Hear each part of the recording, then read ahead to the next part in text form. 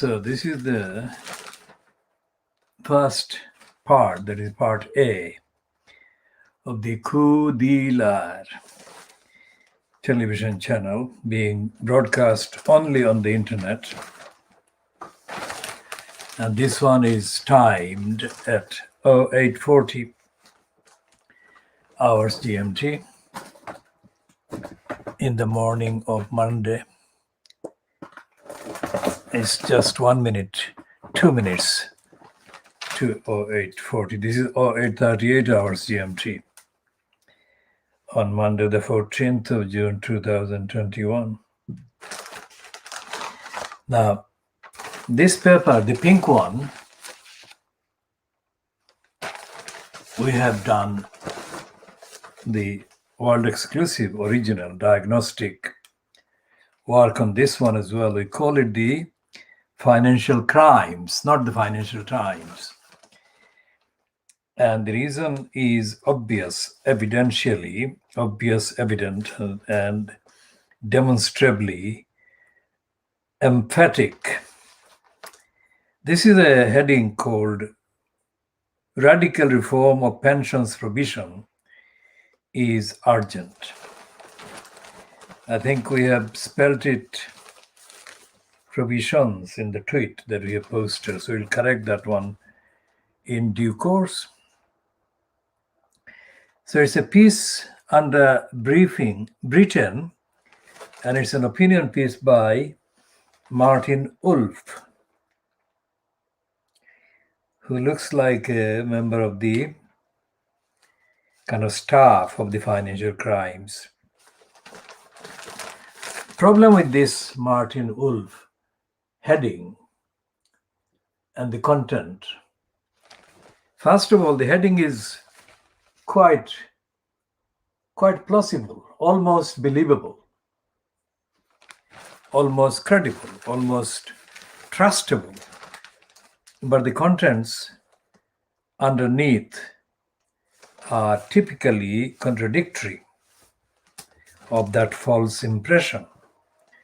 Because the Financial Crimes is not talking about anything radical that would benefit the many, that benefit the actual people in low income and hardly mentionable pensions.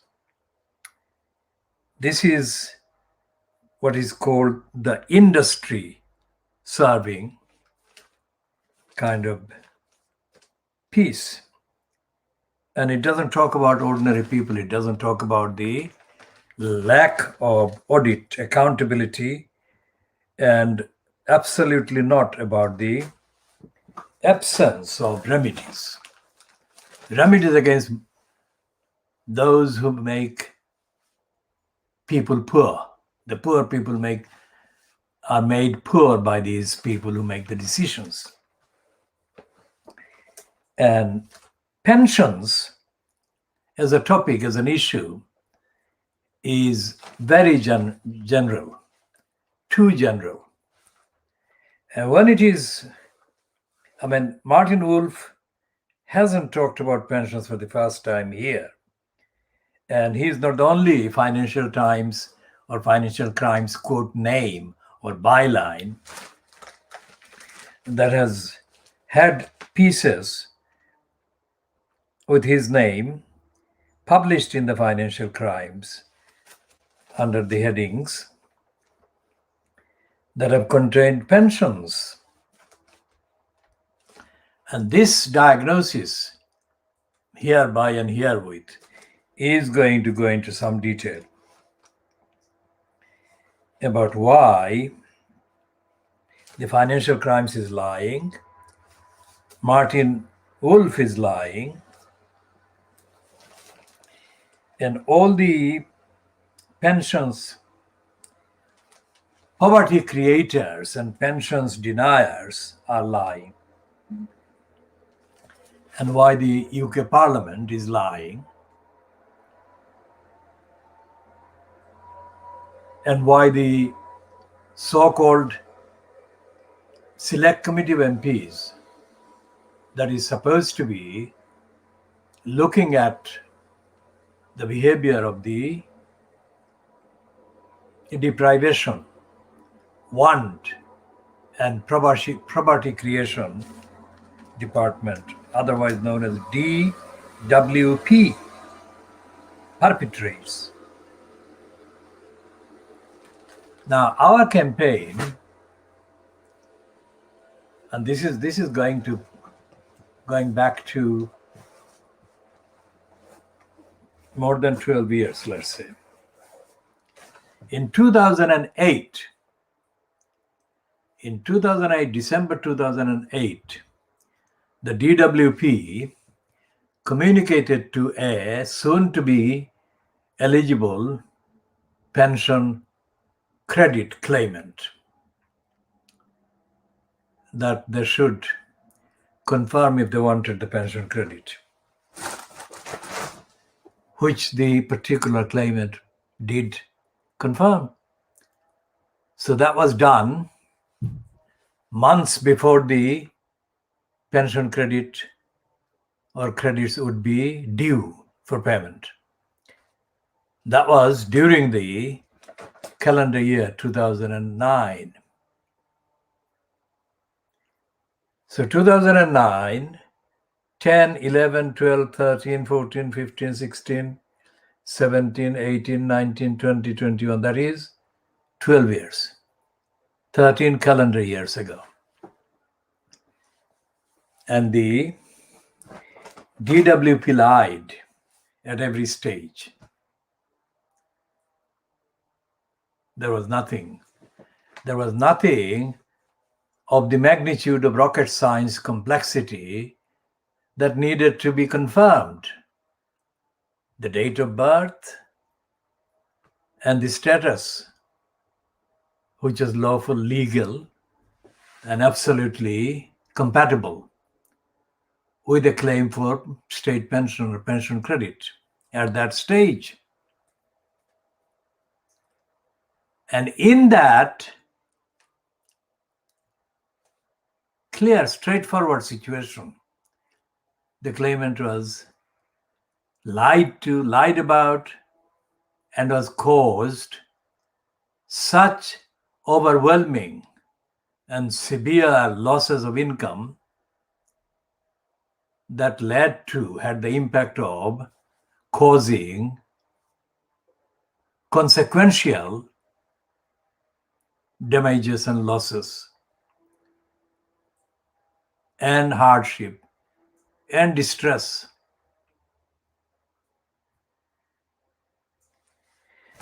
And in the perpetration of the lies and lying by the DWP, the liars at every stage, including the permanent secretary at the time, probably one of the longest in-post permanent secretary in the so-called civil service, lied as well, as did his office, that is to say, his private office, because the permanent secretary is the holder of the post that has got the highest amount of money paid to the holder of the post, as well as the post holder being, quote, supported by a number of staff, in addition to the immediate PA.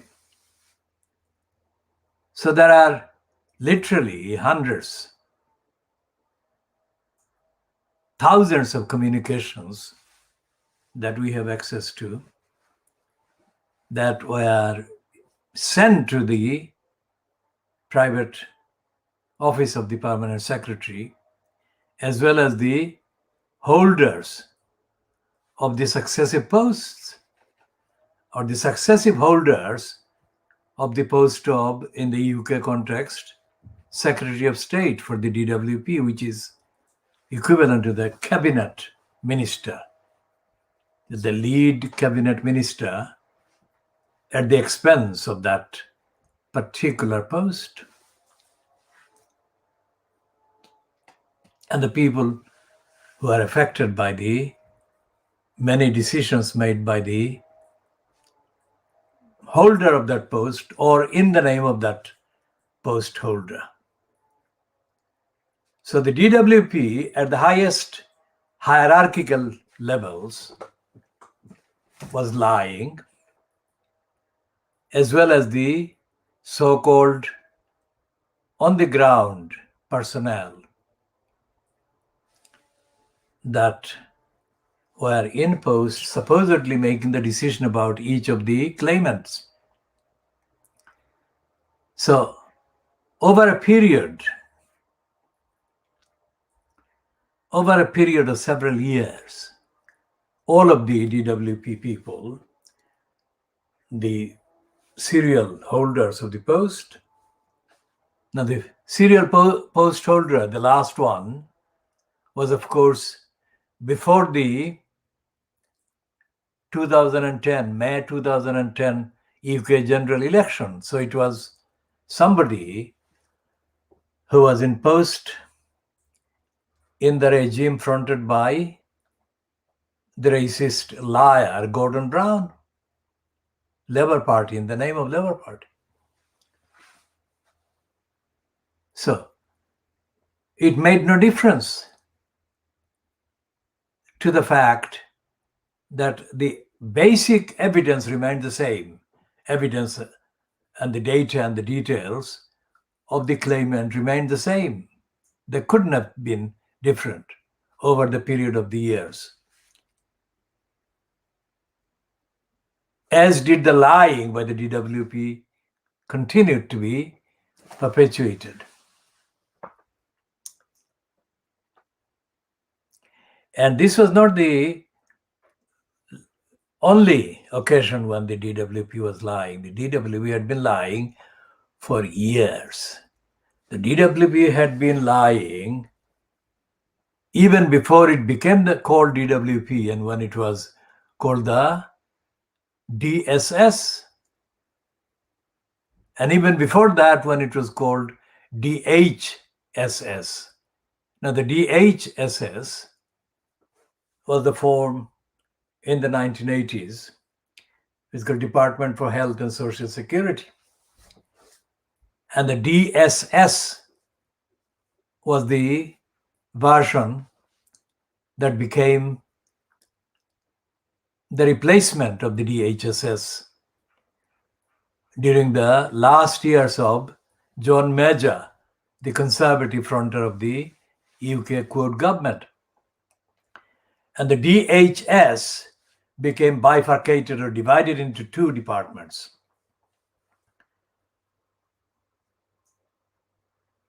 One was the Department for Employment, in the name of employment.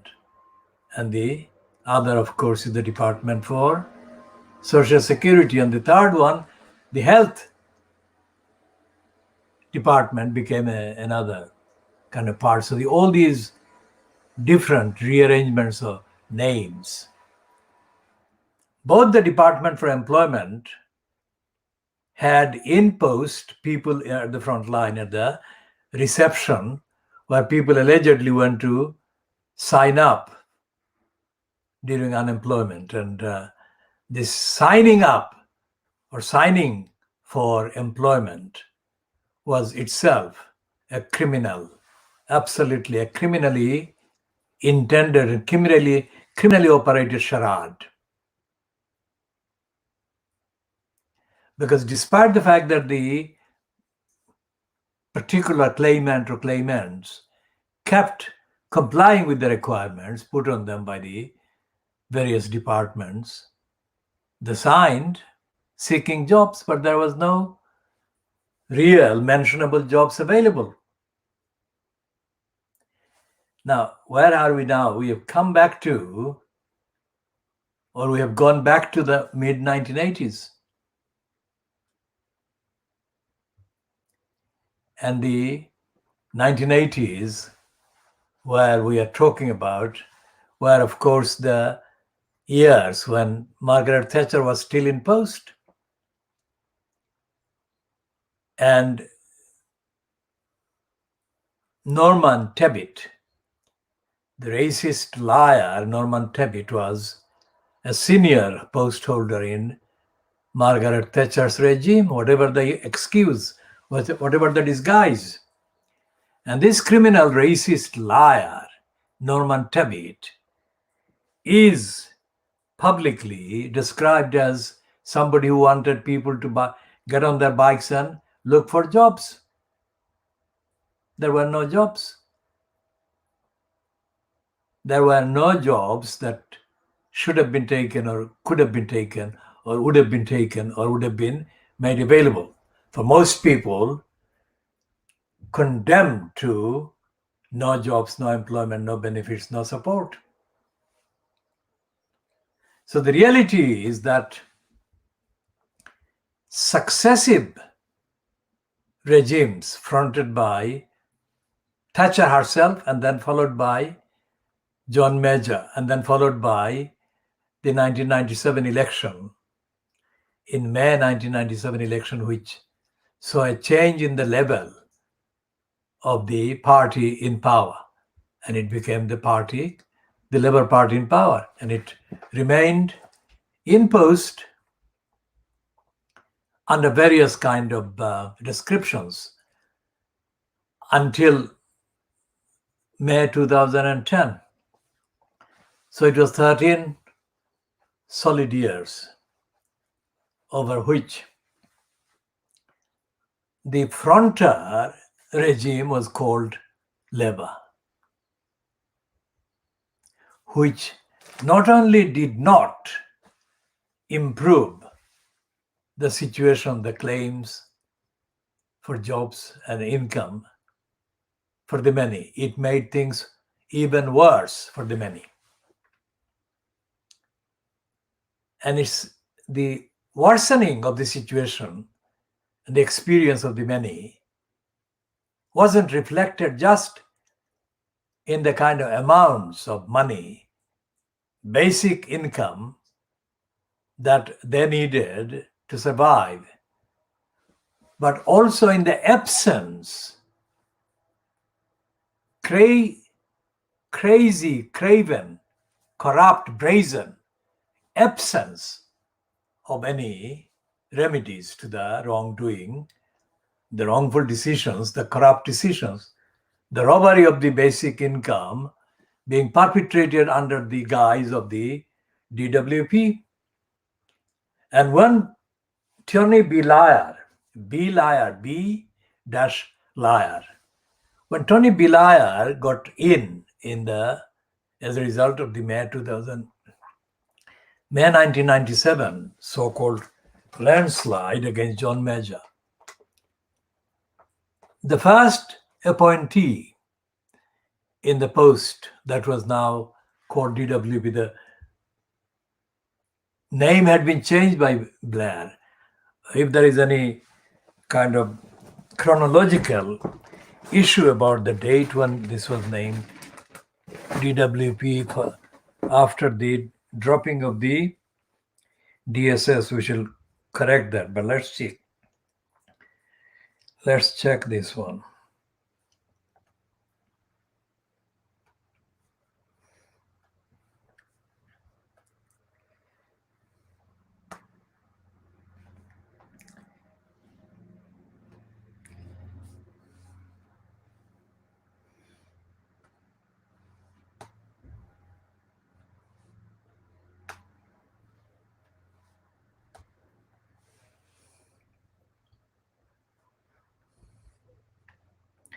So this is the entry on the Wikipedia.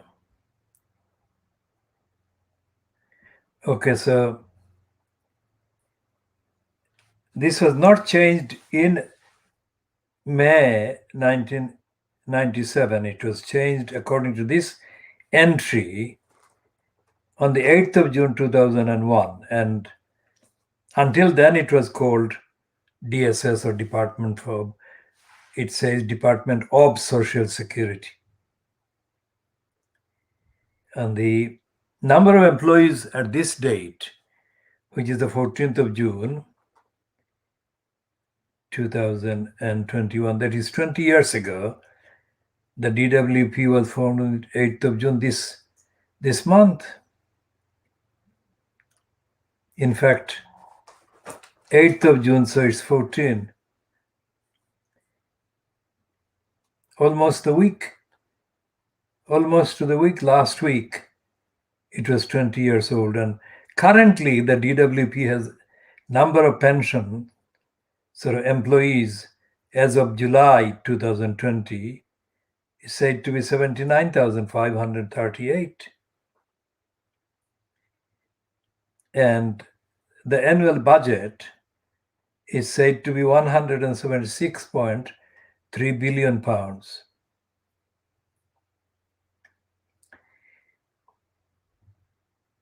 And the current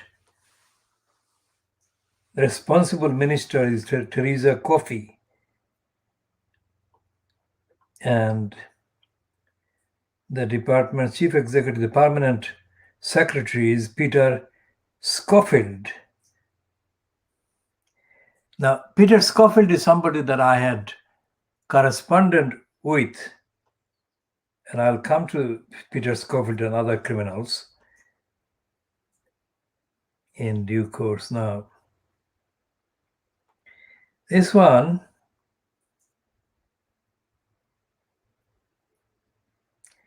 and what is happening with the entry, the overall entry of on the DWP is that there is no concept of rights. Now, here is a pension service, which is described in the wiki entry as, with the creation of the department in June 2001, the pension service was created, bringing together many different departments and divisions. The pension service is a dedicated service for current and future pensioners.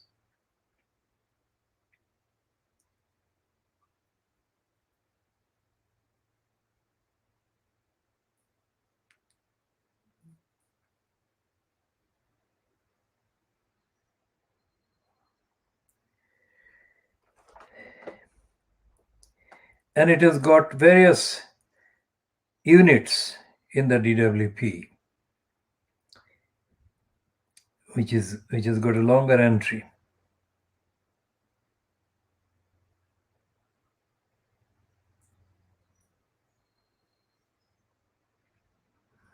And there is one entry under controversy which says, in August 2015, the department admitted using fictional stories from made-up claimants on leaflets advertising the positive impact of benefit sanctions following a Freedom of Information request from Welfare Weekly, claiming that they were for illustrative purposes only, and that it was quite wrong to pass these off as genuine quotes.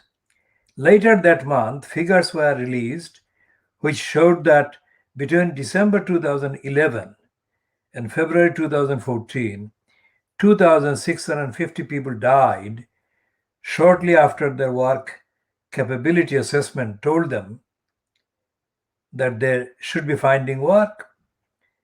The DWP had fought hard for the figures not to be released, with Chief Minister Ian Duncan Smith at one point telling Parliament that they did not exist. In 2019, computer systems are being introduced. The DWP is refusing to reveal details of claimants and their supporters' fear it will add to poverty and hardship. Frankfield MP stated that claimants will be left at the mercy of online systems that even now leave all too many people teetering on the brink of destitution. We have already seen in the gig economy how workers are managed and sacked, not by people but by algorithms. Now the welfare state looks set to follow suit, with the social human element being stripped away from social security. Now, this is, if not but one of the main UK central government departments that actually manufactures, invents stories and fiction and falsehood. and is responsible under the incumbency in the post of Secretary of State of Ian Dracula Duncan Smith. Now, we gave him the name Dracula Duncan Smith because of the literally deadly impact of his policy and behavior, which was using the withdrawal of the benefits that people desperately needed on the facts as a weapon to kill them by forcing them to commit suicide.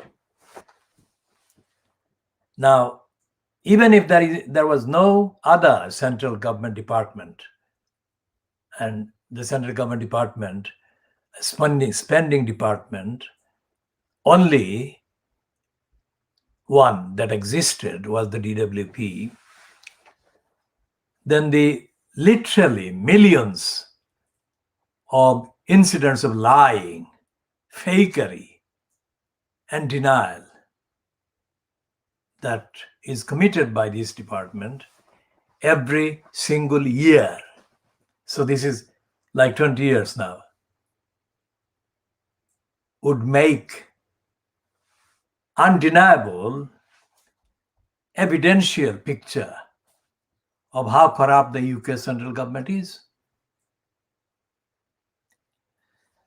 So at every stage, the so-called benefits are supposed to be a positive aid to the people who need support.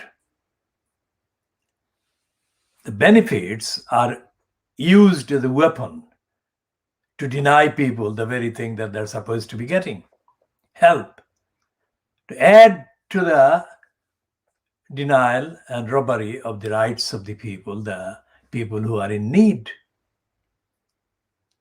That is done as part of the routine. Lying is part of the routine. So we started on the piece by Martin Wolf in the Financial Crimes today, and there is no mention.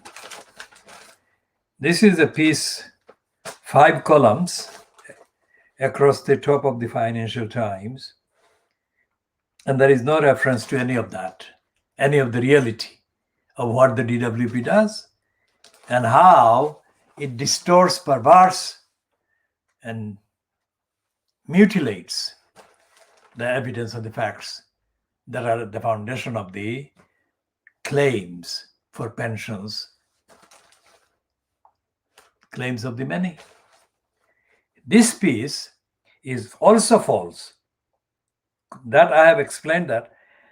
In addition to that, this is also false because it doesn't talk about ordinary people, the many, who are supposed to be among the beneficiaries out of a budget of 176 billion pounds a year. So what it is doing is company schemes.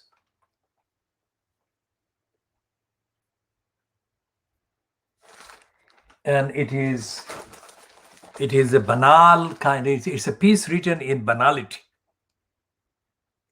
It says economic security in old age matters. Now that's a lie. Economic security at any age matters. But it is complex. Good policy requires rigorous long-term thinking. Unfortunately, that has been lacking in the UK, which has jumped from one corner solution, defined benefit plans, to another, defined contribution plans. The best positions are rarely to be found in corners. It would be better to adopt schemes that pool risks as DB schemes do. Now, he has not explained what the XXXX DB schemes are. In the first place, he started by using this abbreviation DB.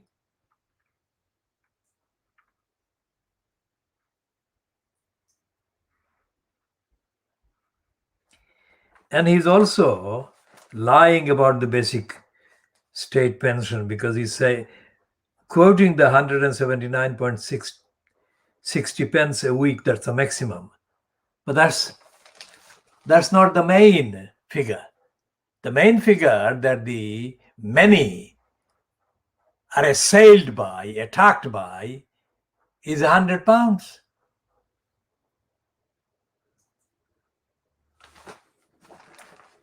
Around £100.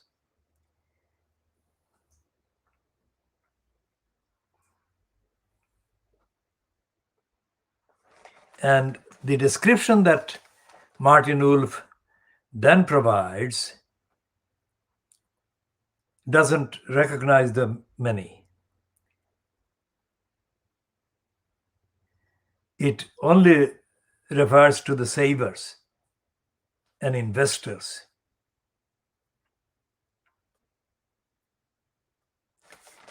So if Martin Wolf is lying and misreporting and kind of analyzing, then so is the rest of the financial crimes, and so is the rest of the Fleet Street so-called financial journalists kind of groups.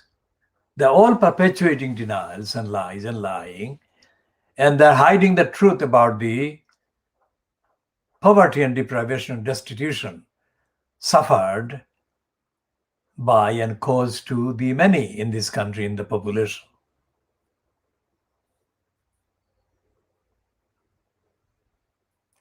So, is this program, the Khoodeelaar Campaign television channel, the only television channel or media platform that is talking about these facts and these connections? It is.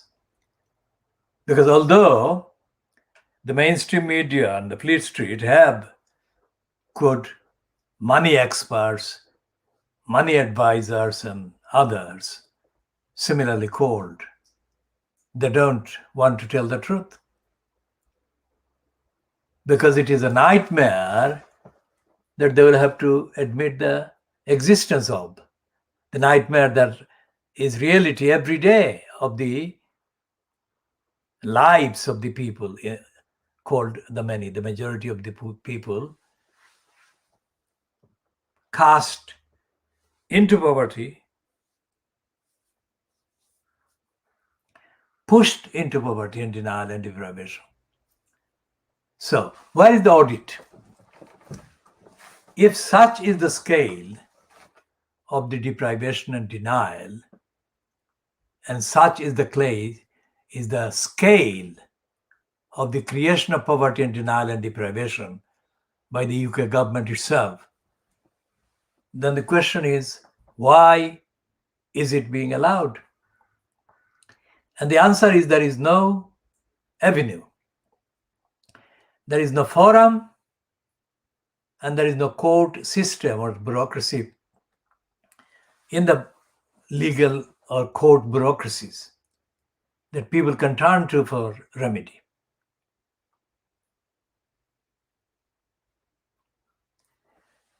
So we have discussed this many times, not only in the last year, since we began this broadcast about a year ago due to the lockdown, but we have been discussing this for a long time, going back as far back as the 1970s. So poverty creation is a phrase that we created. There is no evidence that any of the outlets in Fleet Street or in the rest of the media, including the BBC and the radio counterparts, nobody even used the expression poverty creation. That's a revolutionary, that is radical. That is one of the radical things that we do and we have done. That means that poverty is created by the government, instead of poverty being ascribed to the victims of poverty as if there was no rational tracing of its origins, and that it had somehow to do with the personality of the person who is in poverty, sunk in poverty, pushed into poverty. So there is no remedy in the political system, democratic system. There is no accountability in the local kind of context or in the parliamentary context. And there is nothing in the legal kind of system, the court system, that people can turn to and get remedies against injustice and against the intentionally created poverty. Intentionally created by the state, by the agencies of the state. And that is, again, this poverty creation by the UK state and its agencies, this is at every stage contrary to the obligations that the UK state owes and is under in accordance with the various international treaties, declarations, agreements, charters, and obligations that the UK remains signatory to. So all of these should be, objectively speaking, should be the subject of discussion, of concern, and of concerned activities every day by the so-called democratic opposition that is in posts at publicly paid kind of posts in order to do what I'm suggesting they should be doing, but they don't do it. They don't do it locally, at local council level. They don't do it regionally, for example, at the regional assembly, which is called the London Assembly, Greater London Assembly. And they most certainly don't do it at parliamentary level, the UK parliamentary level. So that is the absolute absence of any remedies. And there is no forum for accountability either. So what there is a number of so-called not-for-profit charities. Charities is a kind of, charities has become, for the big money charities, let's say, charity has become a business, is an industry. So what they do is they talk about, let's say, poverty, hardship, and so on. But they do so collectively, not in terms of individual cases or case studies. Charities that are widely known include the Joseph Rowntree Trust.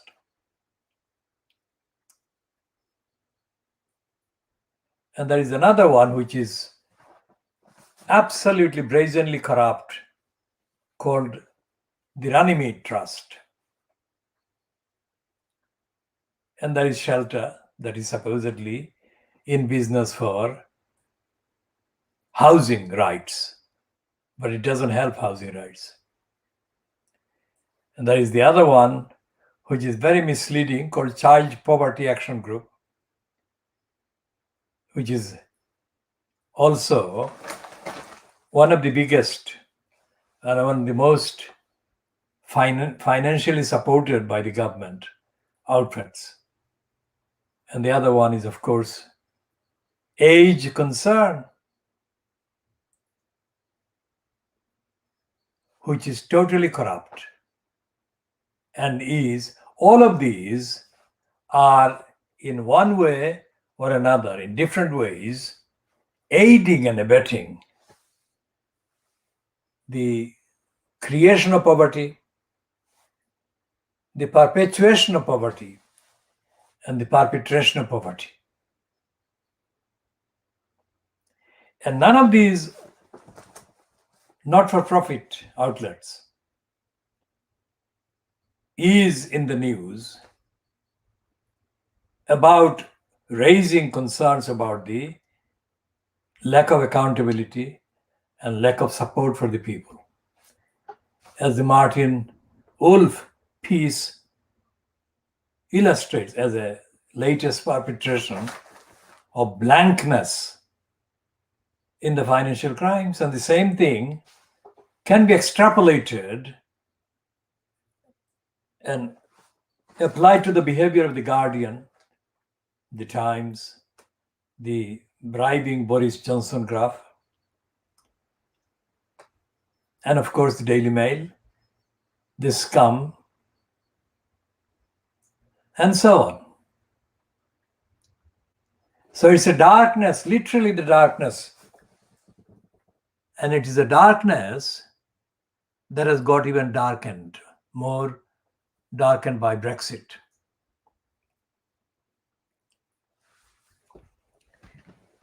Two years after the Brexit so-called referendum, by the 52% of the gullibles of the population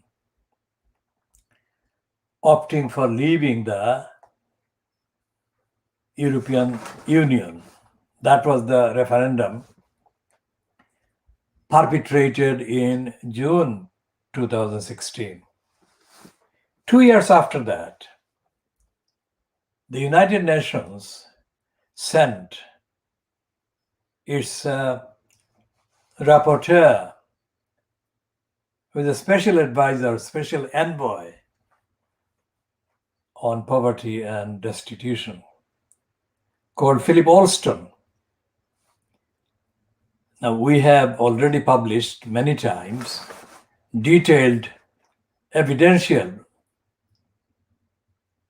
condemnation of Philip Alston. But putting Philip Alston as part of the diagnosis of the failures of the financial crimes and the idiotic piece byline today in the financial crimes to Martin Wolf, we actually went item by item, went through each and every stage of the emptiness of any remedies and the collaboration and collusion and complicity by the so-called not-for-profit big outlets in the UK central government perpetrating poverty. And we said that Philip Alston failed to even list the blanks, the emptiness that we have just outlined again. So, and Philip Alston did a kind of cut and paste job. He effectively copied propaganda pieces in The Guardian issued by those not-for-profit outfits. And he presented his original farce. So that was a farcical kind of thing. It didn't even address 1% of the problem of poverty and destitution that rages across Britain. And yet he was condemned as being too extreme in his criticism of the UK government. And who criticized him? It was Amber Rudd, who in October 2018 took over from Esther McBee. And it coincided with the publication of the preliminary report by Philip Alston. And Amber Rudd, the cabinet minister, so-called, in the DWP, condemned Philip Alston and used the term reject what Philip Alston had said. And she condemned Philip Alston as having expressed an extremist view. Whereas he, on the evidence that we had already compiled, failed to tell even 1% of the truth. She was accusing him of telling 99% of the lies. He couldn't have done that. And she was absolutely intentionally lying. And Alston was intentionally, brazenly being lazy and timid and stupid. So Martin Wolf today, how to call it, his last sentence is, but policymakers must first dare to think far more boldly. What kind of idiocy is it? It's a banality, stupidity that is manufactured, plasticky kind of word. So, we shall be continuing on the stupidities of the financial crimes and other flea street outlets in later parts. This is 09:23 hours GMT. So we'll come to an end to this part A at this stage.